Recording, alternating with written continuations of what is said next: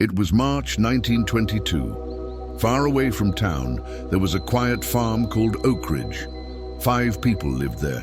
There was Jack and Mary, an old couple. Their daughter Anna, who was a widow, lived with them. She had 2 children, Lily, who was 9, and Ben, who was just 3. They also had a house helper named Sarah, a kind woman in her 50s. The family worked hard. They had goats and chickens.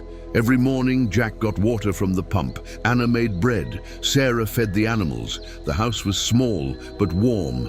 Smoke came from the chimney. It looked peaceful, but something bad was coming. A few days before the terrible night, strange things happened. One morning, Anna saw big footprints in the snow.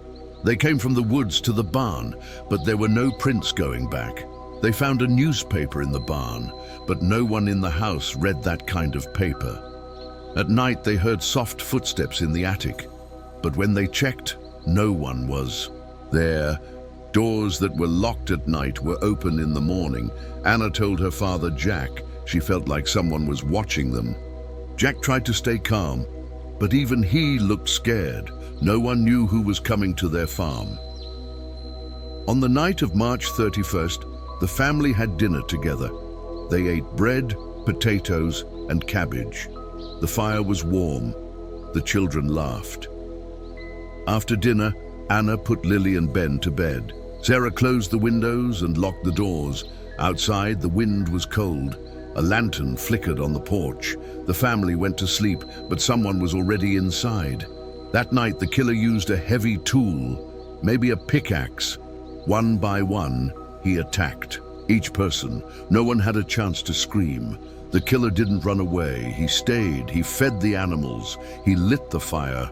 He walked through the house like he lived there. 3 days passed. No one saw smoke from the chimney. No one came to town. A few neighbors walked to the farm to check. At first, there was no answer. Then they saw Anna. She was pale, standing by the back door. Her dress was stained. Her eyes were empty. She said, "Nothing." She just pointed to the barn. Inside, the neighbors found a terrible scene. Jack and Mary were lying under hay. They were not moving.